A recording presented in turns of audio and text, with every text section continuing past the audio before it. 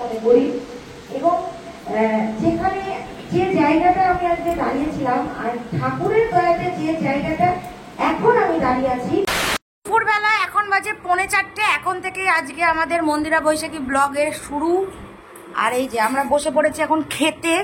আজকে রবিবার, আজকে আমার বাড়িতে আছে মাতৃ সম্মেলন। আমরা জানো যে অনুকূল ঠাকুরের দীক্ষিত আমার ফুল ফ্যামিলি, তো অবশ্যই বাড়ি যাব। ঠাকুরের গান হবে, ঠাকুরের নাম হবে। না, শিউলি তো দীক্ষাই নেয়নি এখনো।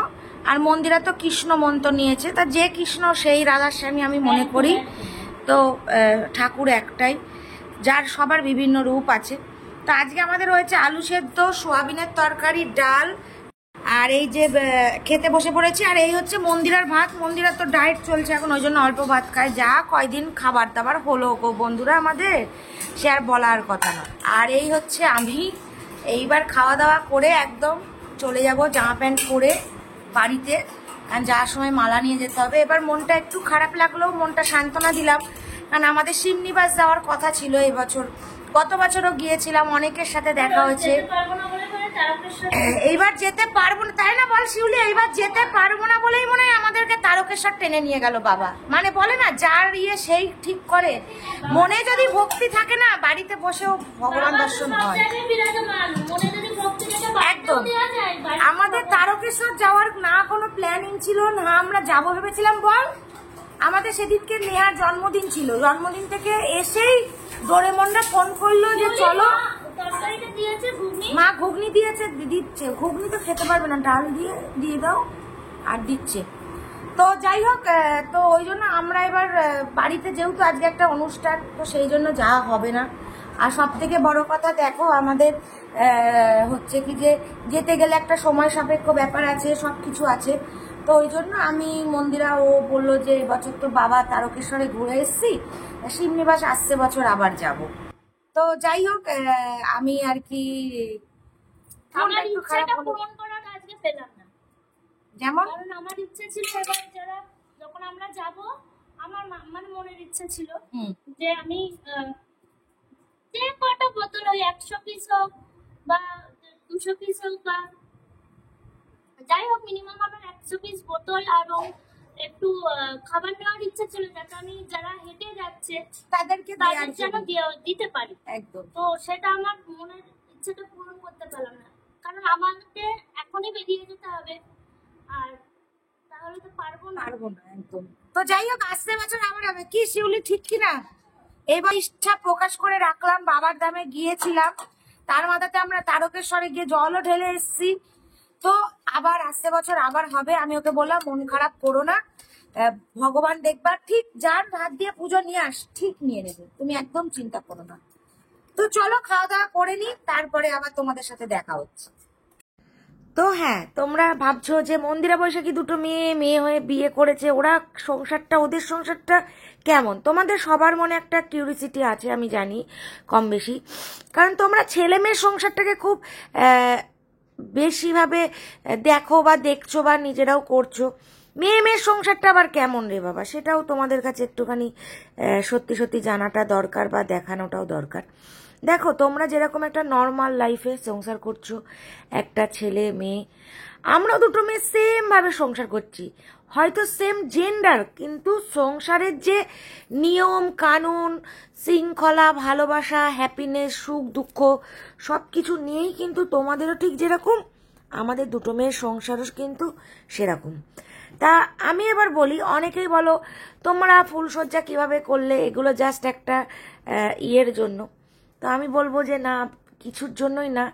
দেখো, কারুর কাছে ফুলসজ্জা মানে শারীরিক মিলন, সেক্সুয়াল সম্পর্ক, কারুর কাছে ফুলসজ্জা মানে তার বুকে নিশ্চিন্তে মাথা রেখে দুজনার সাথে গল্প করে তাদের নিজস্ব কিছু পার্সোনাল কথা শেয়ার করা। সবার কাছে ফুলসজ্জা মানেই যে ফিজিক্যালি অ্যাট্রাকশন, এটা কিন্তু ভুল ধারণা। কারণ আমরাও জীবনে প্রত্যেকটা মানুষ যে যার মতন করে বাঁচি, যে যার মতন করে বাঁচতে ভালোবাসি। তো যাই হোক, আজকে ছিল আমার বাড়ি মাতৃ সম্মেলন, তোমাদের তো বললামই। তা আমার মা সেখানে কিছু ঠাকুরের কথা বলছিলেন। তো এখানে অনেকই ঠাকুরের কথা হয়েছে, আমিও কিছু বক্তব্য আজকে আমি আমার নিজের মতন করে রেখেছি, সেটা তোমাদেরকে অবশ্যই বলবো। কারণ শ্রাবণ মাসে যারা যারা অনুকূল ঠাকুরের দীক্ষিত সবাই জানো বড় মার জন্মমাস চলছে, সামনে ভাদ্র মাস আসছে, বাবার জন্মমাস শুরু হবে, তখন আবার সৎসঙ্গ শুরু হবে। তা প্রত্যেক বাড়িতেই এখন প্রতিদিনই মাতৃ সম্মিলন হয় এই 30টা দিন আর কি। তো যতটুকুনি মা পেরেছে সেগুলোকে ঠিকঠাক করে সাজানো হয়েছে এবং আমাকে বলেছিল মালাটা নিয়ে আসতে। তা আমি আমার ইষ্ট দেবতা ওই যে গোপাল বসে আছে সিংহাসনে তার জন্য এবং ঠাকুরের জন্য, মায়ের জন্য এবং আচার্য দেবের জন্য, সবার জন্যই আমি মালা নিয়ে গেছিলাম আমার সাধ্য মতন। কারণ যাদের দয়ায় আজকে বাঁচছি, যাদের জন্য নিঃশ্বাস নিচ্ছি, যে এই পৃথিবীতে আমাদের সৃষ্টি করে পাঠালো, তারা তো সবার আগে মনে করি। এবং যেখানে যে জায়গাটা আমি আজকে দাঁড়িয়েছিলাম আর ঠাকুরের দয়াতে যে জায়গাটা এখন আমি দাঁড়িয়ে আছি, হয়তো সেটা তারই দয়া বা তারই ইচ্ছেতে। ইষ্টভীতি নিয়ে আমি একটা ছোট্ট কথা বলতে চাই। এরকম কিছুদিন আগের কথাই বলছি, যখন আমি বাড়ি থেকে বেরোবো আমি ইষ্টভীতি করতে সত্যিই ভুলে গেছি একদম। ঠিক বেরোনোর আগে, বাইরে পা দেওয়ার আগে আমার হট করে মনে পড়লো যে সত্যি তো আমি ইষ্টভীতিটা করিনি। ঠাকুরই হয়তো আমাকে মনে করিয়ে দিয়েছে। তো এরকম আজ অব্দি হয় না যে আমি ইষ্টভীতি না করে আমি বাড়ির বাইরে গেছি। এবং সন্ধ্যের যে প্রার্থনাটা, আমি টাইমকে প্রার্থনা করতে পারি না, আমি ঠাকুরের কাছে ক্ষমা চেয়েছি, সবসময় ক্ষমা চাই। কিন্তু বিশ্বাস করো আমি যদি ভুলেও যাই, আমি যদি রাত 2টোর সময়তেও শুতে যাই সব কাজ সেরে, তখন ঠাকুর আমাকে মনে করিয়ে দেয় যে প্রার্থনাটা করিস নি, কিন্তু তুই প্রার্থনাটা করেই কিন্তু। তো এই জিনিসগুলো আমি নিজের জীবন দিয়ে উপলব্ধি করেছি। আজকে ঠাকুরের দয়া এবং ঠাকুর যে আমাকে যেগুলো ফিল করায়, হয়তো অনেকে বিশ্বাস করবে না, কিন্তু আমি অনুভব করতে পারি ঠাকুর আমার পাশে আছে, সেদিনও ছিল। যেটাই আমাকে বলুক না কেন, ঠাকুরকে আমি অনুভব করি, ফিল করি। এবং আমার বাড়িতে গোপাল আছে, তাকে আমি মাথায় রাখি। তারা হয়তো আমাকে চালাচ্ছে বলে তাই হয়তো আজ আমি নিঃশ্বাস নিচ্ছি, নিজের পায়ে দাঁড়াচ্ছি, নিজে কিছু ইনকাম করছি, এবং সেটা সম্পূর্ণ এই ঠাকুরের দয়ায়। তাই আমি বলবো যে পুরো আমার মাথায়। তাই সবাইকে জয় গুরু জানিয়ে আমি এখানে শেষ করলাম। তো অনেকে আমার সাথে একমত হবে, আবার অনেকে হয়তো আমার সাথে একমত হবেও না। তো যেহেতু আগামী দিনকে মানে আজকে হচ্ছে শ্রাবণ মাসের শেষ সোমবার, তা যেহেতু আমাদের কৃষ্ণনগর থেকে শিমনিবাসের দিকে সবাই যাই প্রত্যেকবার, আমরাও গতবার গিয়েছিলাম, এবারও যাওয়ার কথা ছিল, কিন্তু বাড়িতে যেহেতু অনুষ্ঠান ছিল সেই জন্য এবারটা আর যেতে পারলাম না। তা আমরা রাস্তায় মানে বাড়ি থেকে ফেরার পথে সাহেবদার দোকানে চা খেতে গিয়েছিলাম। তা সেখানেই এক আমাদের ভালোবাসার দিদি দেখো ফটো তুলছে। সত্যি এগুলো আমাদের কাছে ভীষণ বড় পাওয়া। আজ কোথায় ঠাকুরও হয়তো এগুলো মিলিয়ে দিয়েছে। অনেকে অনেক কিছু বলতে পারো, অনেকে না কিছু করতে পারো, কিন্তু বিশ্বাস করো আমরা আমাদের জীবন নিয়ে বেশ ভালো মন্দ সব কিছু নিয়েই কিন্তু সুন্দরভাবে চলে যাচ্ছে আমাদের দিন। আর সংসার বলো, ভালোবাসা বলো, যা কিছুই বলো না কেন, তোমাদের কাছে বিভিন্ন রকম হতে পারে, কিন্তু মন্দিরা বৈশাখীর কাছে এটা খুবই একটা নর্মাল ব্যাপার, যেরকম আর 5টা মানুষ ঠিক নর্মালভাবে সংসার করে। তা ওই দিদিভাইকে দেখে দেখো এখানে আরও কত বোনরা আর কি চলে এসছে আমাদের দেখে, সবাই হ্যান্ডশেক করছে, ভালোবাসা। এটা আমাদের কাছে বিশ্বাস করো বিশাল বড় একটা পাওয়া, বিশাল বড় একটা পাওয়া। জীবনে কোনোদিন এই ভালোবাসাগুলো পাবো এটা কখনো ভাবিনি। প্রত্যেকটা মানুষ যেভাবে আমাদেরকে ভালোবাসে, এটা আমাদের কাছে অনেক বড় পাওয়া।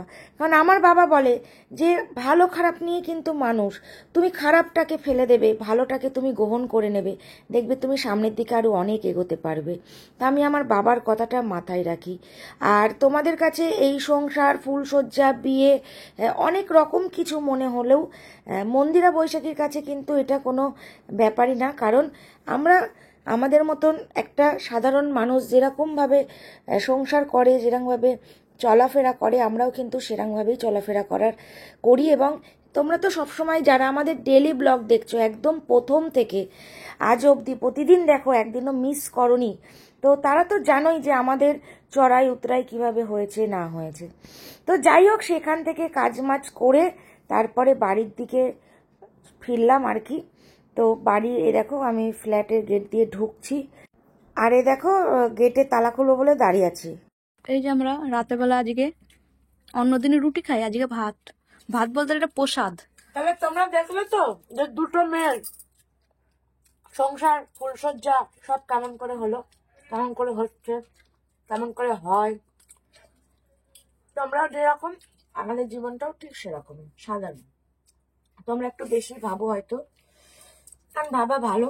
কারণ দেখো, তোমাদের মনে কোশ্চেনটা আসাটা খুব স্বাভাবিক, কারণ তোমরা যেহেতু একটা ছেলেদের সাথে লাইফ লিড করছো, আমরা যেহেতু দুটো মেয়ে সংসার করছি, মানুষের মনে এটাই হয় যে মন্দিরা বৈশাখী দুটো মেয়ে হয়ে কিভাবে সংসার করছে।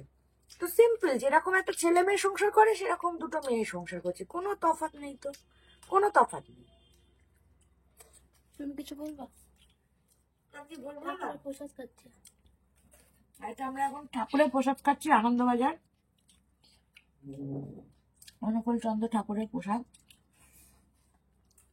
তো যাই হোক, আজকের ভিডিওটা এখানে শেষ করলাম। এখনো খাইনি, আজকে শরীর খায়। আমাকে তো আজকে রাত দিয়েছে, সবাই আমি কিন্তু ভালো এত ভাত খাই না। সুস্থ থাকো। আমাকে যাই দুটো ভাত তাহলে। দিয়ে হচ্ছে আমাদের সারাদিনের আজকে সংসারিক লিড তোমাদের সাথে। আমাদের যেহেতু ডেলি লাইফস্টাইল যাই, সেখানে দেখো যেটা আমরা প্রতিদিন করি বা হয় সেটাই কিন্তু তোমাদের সাথে তুলে ধরার চেষ্টা করি।